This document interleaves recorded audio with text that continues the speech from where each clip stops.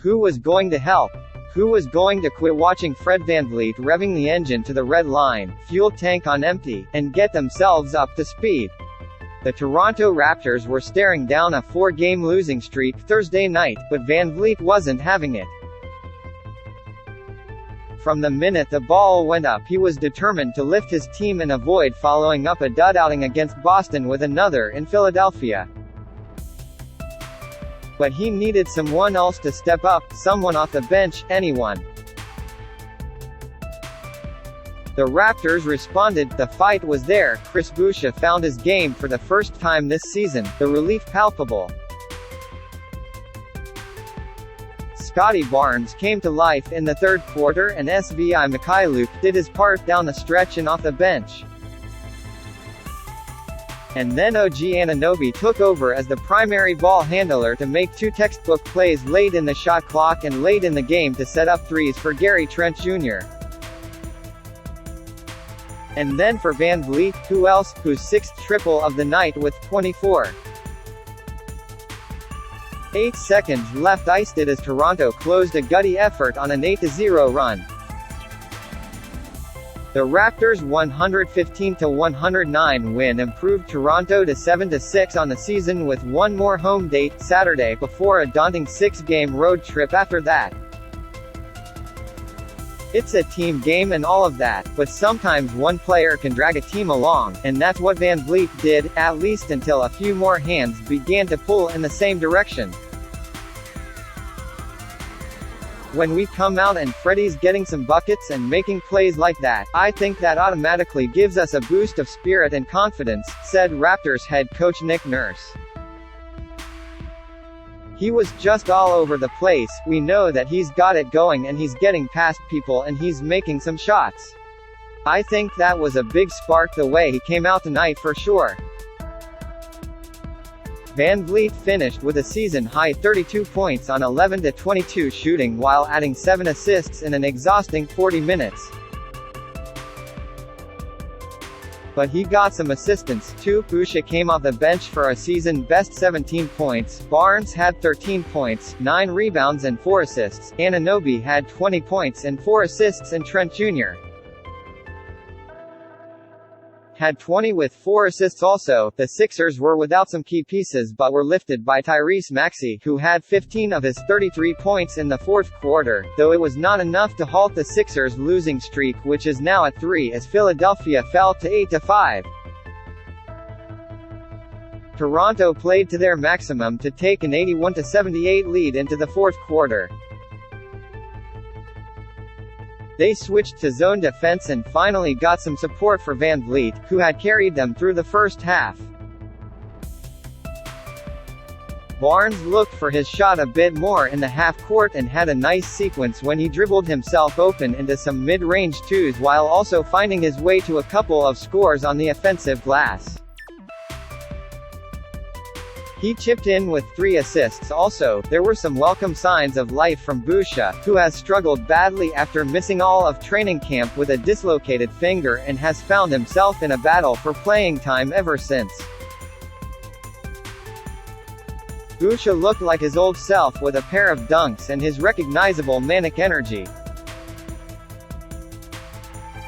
He came into the game shooting just 33% on the season and his offensive struggles were affecting the rest of his game. After a breakout season a year ago, he seemed lost in the shuffle on a deeper Raptors rotation. But with Khem Birch, knee out, Yuta Watanabe, calf out, Pascal Siakam being rested and starting center Precious Achiuwa struggling, he finished 1 of 10 from the floor. Nurse needed someone to fill the available minutes and Boucher delivered. He scored 10 of 17 points on dunks and putbacks in the third and fourth quarters and chipped in with 2 blocks also. It felt good. I feel like I've been searching to get that feeling again, feeling like you're doing the right thing and in the right spot, said Boucher, who missed most of training camp and the entire exhibition season after having surgery on a dislocated finger on his left hand. I've been missing that feeling. It felt good to get it back today. I'm not satisfied. These 10 games I played like I couldn't play or wasn't the player I'm supposed to be. Step by step, but I'm definitely happy about today and I'm gonna keep getting better at it. Busha wasn't the only bench player to chip in. Mikhailuk, perhaps the Raptors' most consistent reserve this season, had a great stretch in the fourth quarter when he turned 3 offensive rebounds into buckets for others while adding a key three-pointer himself. One of the beneficiaries of Mikhailuk's hustle was Anunoby, who hit a big three to put the Raptors up 8 with 4:31 to play. A Mikhailuk steal and assist set up an Anunoby fast break dunk and Toronto was up 7 with 3:41 left. At that point Maxey got loose for 7 straight points in a 9-0 Sixers run that gave them the lead again. For a beat it seemed like all the Raptors' good work would be wasted. But in the final moments Anunoby calmed things as took the ball at the top of the circle on consecutive possessions, calmly got the matchup he wanted and attacked the paint to set up the game-defining threes by Trent Jr. and VanVleet, who celebrated his with a big balls dance in front of Sixers assistant coach Sam Cassell, who popularized it when he was a rookie with the Houston Rockets. Anunoby's late-game playmaking marks the next step in his steady growth as a player. He's always been a great phenomenal talent, said Trent Jr., but this year I've seen him led in certain situations, find certain guys, give certain plays up that he can shoot, so just being an ultimate team player. He's always been a great phenomenal talent, but this year I've seen him led in certain situations, find certain guys, give certain plays up that he can shoot. So just being an ultimate team player. The Raptors caught a break in that the Sixers have been dealing with COVID-19 issues. MVP candidate Joel Embiid and all-defense prospect Matisse Thybulle both missed their third and fourth games, respectively, due to health and safety protocols, while Tobias Harris returned after a 6-game absence. Sharpshooter Seth Curry, shooting 48.3% from 3 this season, returned after missing 1 game. But the Raptors have their own issues, primarily how to generate offense anywhere else than in transition. The Raptors came into the game ranked 26th in points per play in the half-court, according to Cleaning the Glass. And that's even while ranking second in percentage of their own misses they have been able to collect. No wonder then, that VanVleet was on a mission to get the offense rolling early, or at least moving. After Toronto was held to 88 points by the Celtics, Toronto's point guard decided that he would unravel the Raptors' offensive woes by looking for his own number early and often. He assisted on the Raptors' first basket, grabbed a defensive rebound and drove the ball the length of the floor for a layup on his next touch, hit a 3, knocked down a pair of free throws and then knocked down another 3 before the game was 5 minutes old.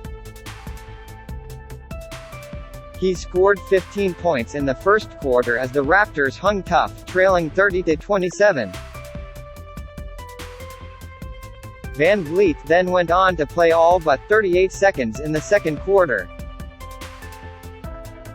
Late in the half he took another hit and was sent to the floor for the umpteenth time, but this time he spread his arms wide and lay there for a while, grateful for a chance to recover. His best efforts weren't enough. The Sixers used a 16-4 run to open up a 10-point lead late in the second quarter before Toronto cut that in half with scores on the last 2 possessions before the break. At that stage VanVleet simply didn't have enough help. There wasn't another Raptors player in double figures scoring by halftime as Toronto's season-long shooting woes continued. Raptors other than VanVleet, 5 of 11, were shooting 36% and 25% from 3.